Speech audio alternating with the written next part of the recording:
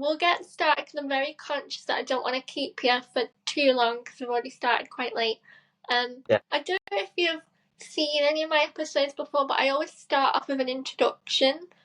So I'm Zoe, and I have limb-girdle muscular dystrophy, and I started this podcast because I really wanted to kind of tackle a lot of different misunderstandings, I guess, with muscular dystrophy, and just kind of raise awareness of what it's like to live life with muscular dystrophy. I obviously came across your page, and I just really wanted to have a chat to you about your experiences and stuff. So, if you want to introduce yourself. Hi, I'm Jack. I'm a wheelchair athlete and I also run a charity with my mum called Joining Jack. I have seen a lot about your charity that you run with your mum, and I really wanted to kind of ask you a bit about the sports that you do because I'll be honest, I'm not very sporty, so I don't know a lot of like what's out there for wheelchair users sports wise. So if you could tell me a little bit about the sports that you do and how you got into it. Yeah, so it started a few years ago. I was watching my brother's football. Well, I am for a few years. This was about year 9 and 8, and I was watching it from the sideline, and I was like, I want to play sport like my brother. And my dad also played rugby when he was younger and professionally at Wigan. And then I wanted to get involved with wheelchair rugby. I went to give wheelchair rugby a go near me, gave it a go. I thought it was quite fun, but I found it was very hard and tiring doing all the pushing and stuff, so I couldn't really do it. So I went out to look for another sport, ended up coming across an academy called Greenbank, and they set me up doing football, which was good. I enjoyed football. Started there about 2 years ago. I'm really enjoying that, doing like tournaments and stuff. And then through that, I wanted something a bit more fast paced, bit more brutal, like wheelchair rugby. So I ended up finding out through a teammate that they also run a club on Tuesday called wheelchair hockey, and I'd say that's a bit like wheelchair rugby, quite passionate and aggressive. And in my first season of playing that, I ended up scoring 12 goals in the first season, Oh which wow. is the highest goals scored in one season. I ended up getting Best Player of the Year, and then through that, the second year, I ended up getting 13 goals and became Player of the Tournament again, and ended up getting second place. But hopefully this year, we're going to go for first. Well done. That sounds like a lot of accomplishments that you've done. I did see some of the videos and I can tell that you're very passionate about it, which is great. And I think it's just really nice to shine a light on the different opportunities that are out there for sports. And as you say, you were really interested in sports and wanted to get involved. And it's really great the opportunities that are out there. So it's really great that you're shining a light on it and flying the flag for those of us with muscular dystrophy that are very passionate about sport. I also wanted to hear a little bit about your charity that you run with your mum, but yeah, just to tell me about Joining Jack really and what you do, how you're involved with it. So my mum set up the charity in about 2012. I was about 4 years of age, and my mum set it up to help boys like me and other people with DMD to try and hopefully maybe not find a cure, but find ways to slow it down and find ways to fundraise money. So they started fundraising through an event we call the Wigan 10K, which is a running event that we do every year. And then we also do a bike ride as well to raise more money, and that money ends up going towards research, clinical trials, and things like that to help other boys, hopefully to try and slow the progression down. But recently, my mum has I got on a drug as a clinical trial, and it's ended up being approved, and it seems to be working. And next week, me and my mum and one of my other friends that runs not just Joining Jack but Duchenne UK as well, we're going to one of the main drug people that like host out the drug to maybe try and get other boys that, because when I got onto the drug, it was for people that could still walk. Mm-hmm. Um, DMD, but then I wanted to also, we are trying to get it out to other people that are non-ambulant as well to try and help them because the things it does, like with stamina and stuff, can really help other people with DMD. Wow. I do keep up to date with like what type of research is out there because obviously with me having limb-girdle, it's there's not really. I mean, there's a lot of research out there at the minute, but as of yet, there isn't really any treatment. But I do keep an eye, and I had seen that there was a lot more coming up through like the waves really with Duchenne muscular dystrophy, and I think it's amazing because I know quite a lot of friends of mine that have Duchenne's, and I see I've seen the impact it has, and I just think it's about time that there's a lot more money and research going on into finding treatments for it. I mean, I'm 26, so I'm a bit older than you, and I remember 10 years ago, there just wasn't the No, funding or anything going on. But now it's so positive to see, and especially the stuff that your mum is involved with, yeah, that there's so much going on. yeah, definitely.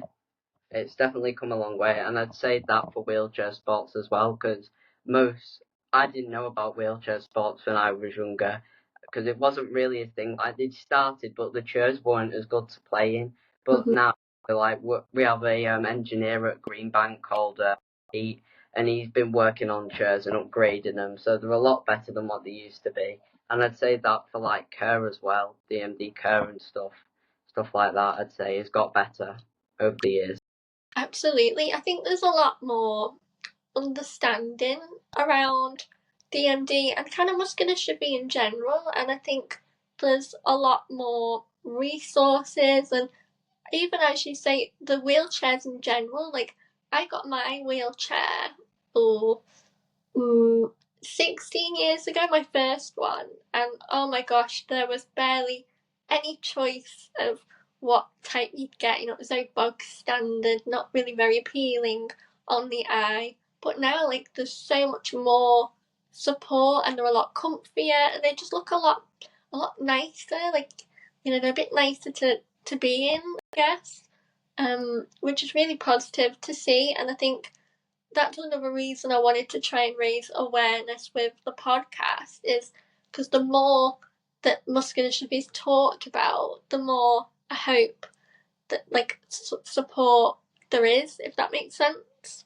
Yeah, better understanding for people to understand what we go through and see how they can help us in any way, I'd say. Absolutely. So, what would you like to see happen around DMD? Like more support, or like what would you like people to understand more about what you go through every day? I think it's really just about putting it out, and I feel like podcasts like this really help get the word out, I'd say. So that's probably how I'd do it. And Mm, just like talking about it more and going on different things. Like, I've got a friend with DMD and he goes on BBC and stuff like that, and I feel like that helps get the word out. And we also have a community. Well, I'd say we got the word out of Duchenne through rugby players like Owen Farrell for England. mhm. Even cycling, we had Bradley Wiggins doing the JJ salute. So it's just about getting it to them people to then spread the word about what it is and people to understand it more. And I'd say that's the best way that we've been able to get it out for people to go, look, Owen Farrell's doing this, and then they're like, what does it mean? And then they go and research to see what it means, and that just raises awareness, I'd say. I agree. And really, what if people would like to come and be involved in your charity or learn more about it? Like, what's the best way for them to find you? It probably would be the best way to find us on Instagram or even coming down to our event days like the 10K or the bike ride. That's the best way to find out about what the charity is because we have people speaking and stuff like that. And maybe coming to some of our speaking events as well where Duchenne is talked about, I'd say. Brilliant. I will make sure that I link, like, you know, your page details and everything so people can find you. Um, what would you like people to know about life with DMD?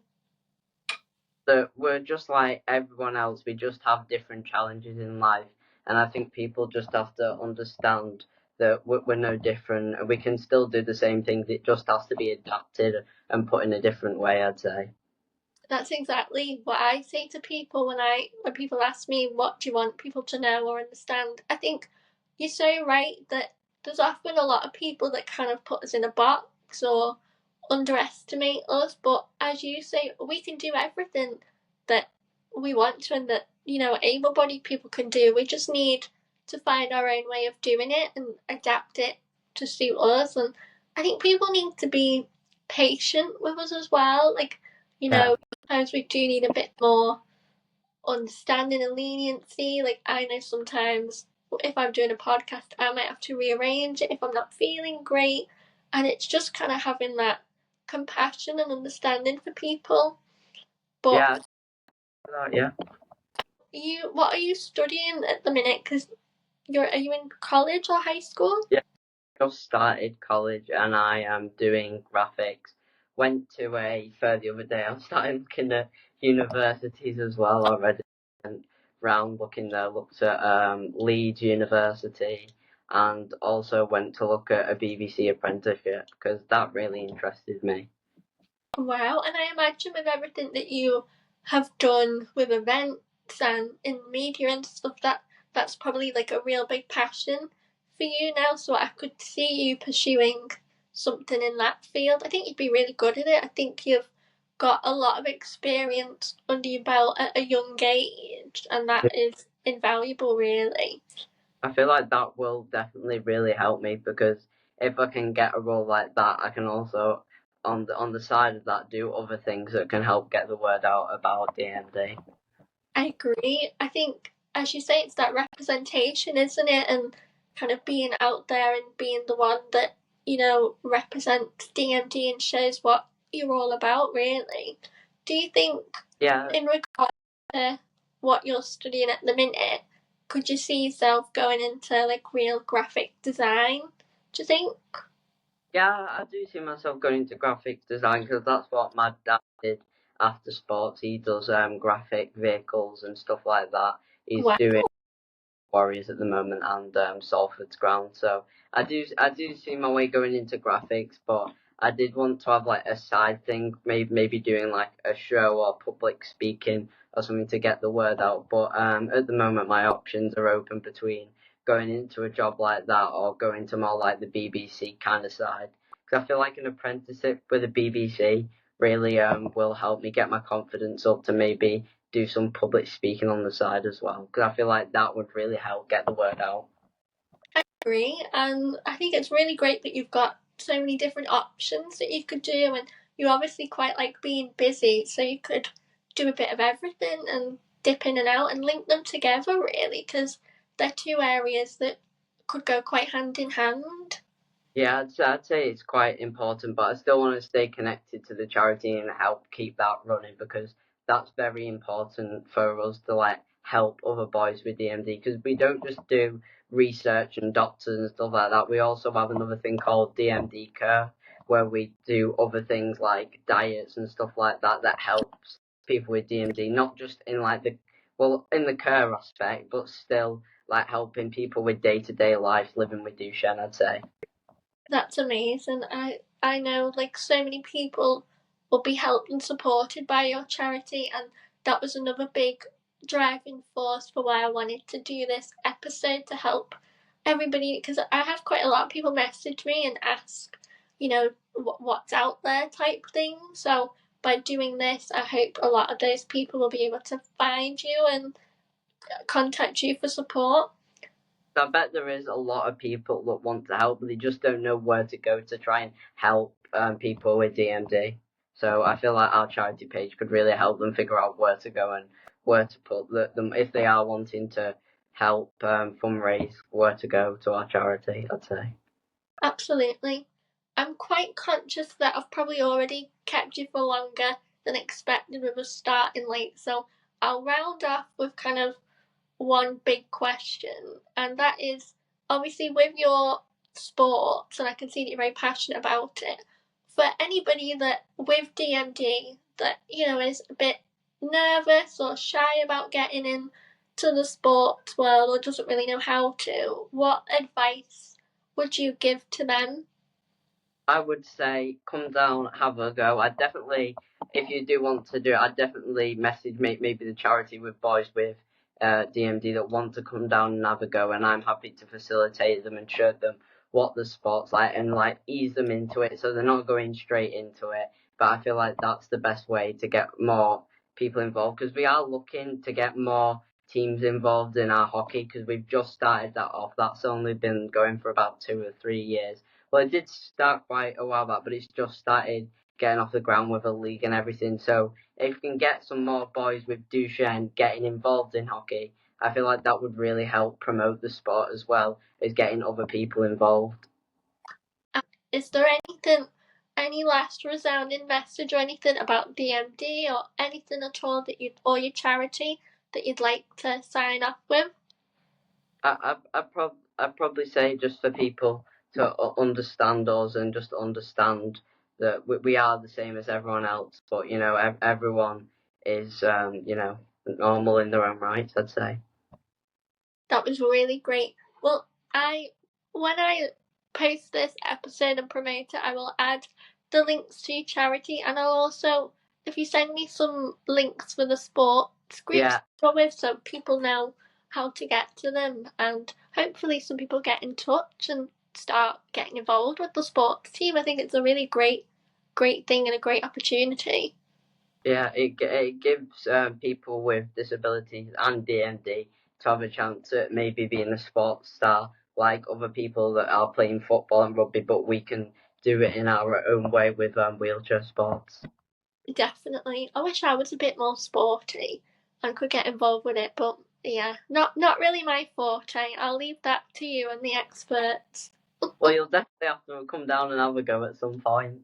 Do you think? Should we have a little race and have a little one-on-one, see who's a bit better?